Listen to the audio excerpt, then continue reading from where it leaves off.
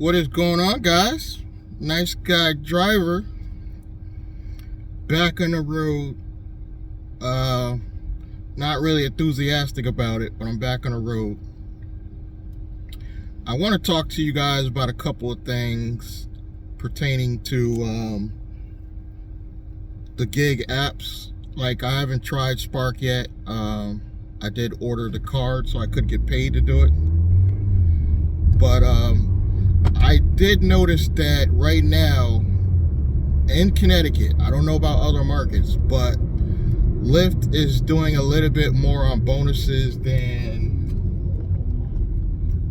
Uber. I did notice that, and it depends where you are in Connecticut, whether or not you're gonna get more of a demand on the Uber side or the Lyft side. Where I am, I'm closer to the Hartford, Connecticut area. I think you get way more Lyft offers. Even though I haven't done Lyft in 2 years, I've asked other drivers, and they've said the same thing. They've said they've consistently got more offers for rides for the Lyft side. So right now I'm only signed up for Uber. And what I'm going to do is go back and sign up for Lyft. I haven't been signed up for Lyft for like 2 years. Since this pandemic, I completely stopped driving. And I'm just now returning to the driving workforce, or the gig economy workforce. Due to, honestly, I'm only doing rideshare, honestly, guys, for the flexibility. I am no longer doing it full time anymore. I am part-time now. So, but I do want to get, for my quality of time, I do want to get a lot more rides, and I'm not seeing the amount of rides that I should see. I'm starting to see that Uber, even though I think Uber is a slightly better app, I will say that. If I had to choose, I would say Uber is the slightly better app out of the two. But I'm starting to see that the bonuses, well, I'm not personally seeing, but I'm hearing other drivers say when you get back on a Lyft, they give a lot more incentives, a lot more, bonuses and stuff like that.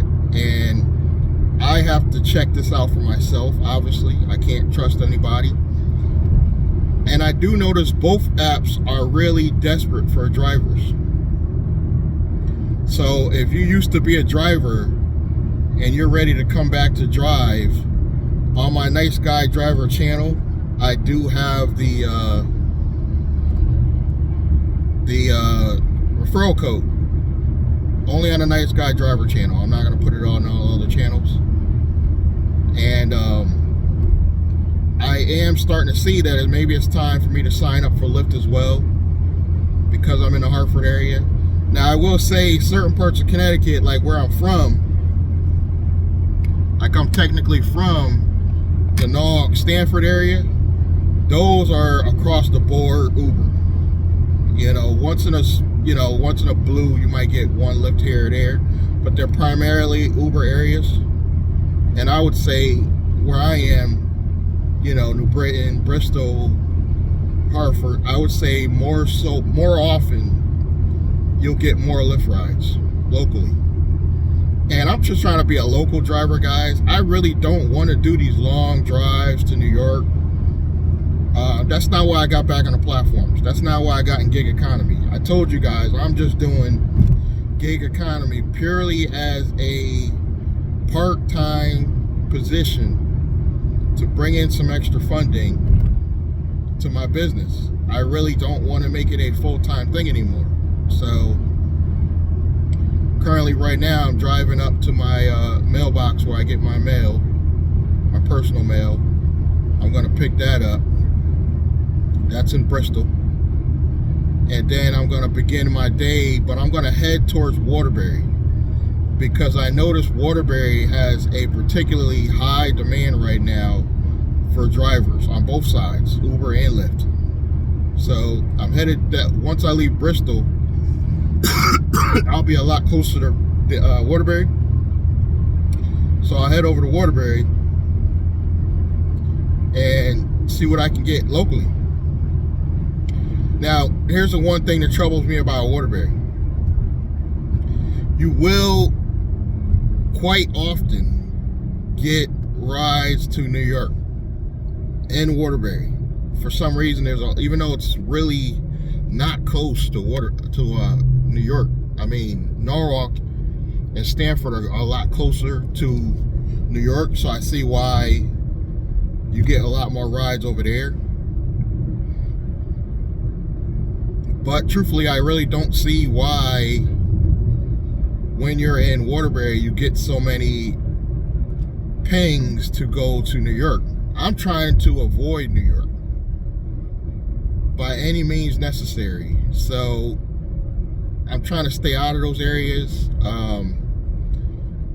Even Danbury is near New York State, so I kind of don't even want to go there, because sometimes you'll end up getting rides, once you get in that area, you'll get rides for New York too. So I'm really trying to dodge these New York trips. They don't pay like they used to pay, especially on Uber. Like I said, Uber, a lot less bonuses. I'm gonna try out the Lyft. I just don't like the Lyft app because it hides so much information. Like, they will just bring you like crazy routes to pick up these rides, and it's like Lyft is so desperate. It's like they just try things out. They give you the rides they know nobody wants, and they just keep giving them to you and giving them to you. And it's Uber, I think, is a little bit better, where if you deny a particular ride, they'll stop sending it to you, even though you're the only one in that area. But Lyft will just keep sending it to you. It's ridiculous. And again, I just don't want to do New York trips. I just don't think they pay like they used to pay, and I don't want to pay any tolls. And I know, you experienced drivers, they go to New York all the time. You know how to get around these tolls and all that stuff. I don't, and I don't want to learn. I want to stay in Connecticut, primarily in the greater Hartford area. I don't want to go any further than, say, Bradley Airport. I am not trying to do these long rides across Connecticut. And truthfully, I really just want to stay within, no further than a half an hour distance from where I live, so I could get back in a timely manner. I don't want to drive an hour to go home at night. I don't want to waste the gas. I just don't, people. Thank God this new Ford Fiesta I got is spectacular on gas. But I'm still trying my best to avoid any unnecessary, wear and tear on the car. So with that being said, I'm making a really conscious effort to avoid these long trips. I really, honestly, guys, my dream part-time vision of Uber and Lyft is to get 10 rides a day max, on average, $9 to $10 each ride. Is that realistic? Possibly, yes. I would say it's somewhat realistic, but is it going to happen? Not likely. But that's my ideal day. It's like 10 rides, 10 short rides that average about $10 a trip. Go home, and I'm happy, guys. I'm absolutely happy if that's the kind of day that I can have, where I'm only doing about 10 rides a day, even if I got to break them up, 5 Lyft, 5 Uber. And I think I could get that in the Waterbury area, but unfortunately I have to drive a half an hour away. I'm about a half an hour distance from the Waterbury area. Waterbury area. But I'm gonna go out there, give it a go, see how it goes, and I'll report to you guys back, of course, in some content, and let you know how it goes. But as of right now, I'm just on Uber today. Today is a Tuesday, so it's not going to be a particularly busy day. So I'm probably just going to do, 5 to 10 rides max, see how much I make. If I hit my mark is only a little bit over $100. So if I make like $120, I put $20 in just to cap the gas off, because it doesn't take a lot for this car to fill up. I mean, I could probably fill this entire car up with like $45,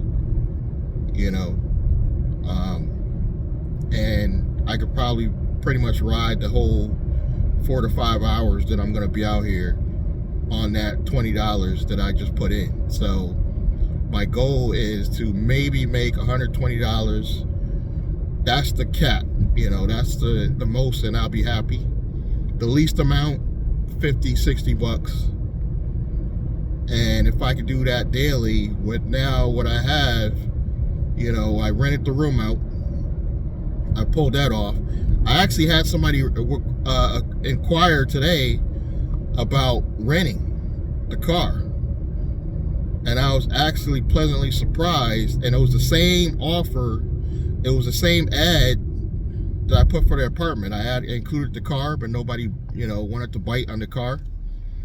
And now I have one person inquiring about renting the car. So I'm gonna try to get back to them, or they get back to me later, see where their head's at, and if they're willing to pay me and I can get all their information, make sure they're not going to do something crazy like sell the car or anything like that, I will be in business, guys. So that's where I'm at. Stay tuned, keep supporting the journey. Obviously, I told you guys my ultimate goal is not to do Uber and Lyft driving full time, but it is a good way. I would say it's a better part-time job than a full-time job. I mean, it is simply just too much wear and tear to do this full-time, So I'm just going to continue on doing maybe my 4 to 5 hours to bring in a few extra dollars. I got the room rented. I got the babysitting thing part-time, and I think I need to get one more thing going. Obviously, I'm doing my online stuff, but that's, predictable. Like, you're not gonna know, or unpredictable. It's not a steady stream of income. Once I get my online stuff to be a steady source of income, where I know every month I'm making this amount, I might make only like $800 this month, next month $1,000, next month $500, so it's like really sporadic. Once I get my online stuff to where I need it to be, I could pretty much chill, and I could probably give up Uber part-time at that point. So we'll see what happens. So again, you guys stay tuned, subscribe, like, comment. If you want to support, the links below the video, hit the bell icon, and I'm gonna catch you guys in the next one. Thank you.